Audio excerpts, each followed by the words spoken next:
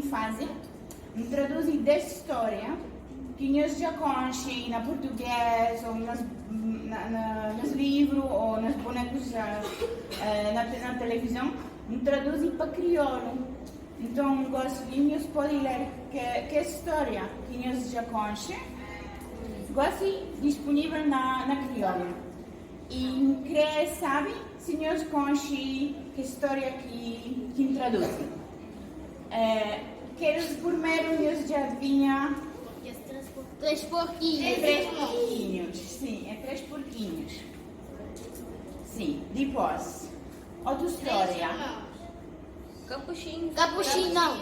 Não. A Bela Adormecida. Não, Cinderela. Sim. Mais uma história. Capuchinho Vermelho. Eles contam toda a história. Sim, é Capuchinho Vermelho. E A quem? Bela Adormecida. Branca de Neve. Sim, certo. E quem? Pato Feio. Patinho feio, sim. E João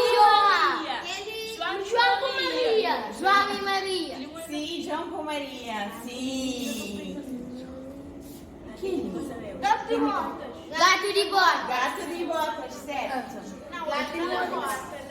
Sim. E quem? E Maria e Rapunzel. Sim, sim, sim. Rei. Não. Não. E um Que ali é difícil, que ali é difícil. princesa. Uma princesa. Barbie. E um princesa foi orbilhões de casa. É isso mesmo. É Princesa e Ervilha. Princesa e Ervilha. Hoje, Menino na Ilha de Fogo e Menino na Ilha de Santiago, esse que conta que é a história de Princesa e Ervilha. Também conheço. Isso E nós já conhecemos. E que é a história? Quem é que João Mágico. Sim, João Mágico. É John e Fichão Mágico. Que é gigante. Sim, que a história tem seus nomes diferentes. Que é a mulher. Pode... John e Fichão Mágico. Sim, também assim. E tudo que história, que esta história tu traduzes, nós podemos achar nas três causas. Que história, que livro, então mostramos.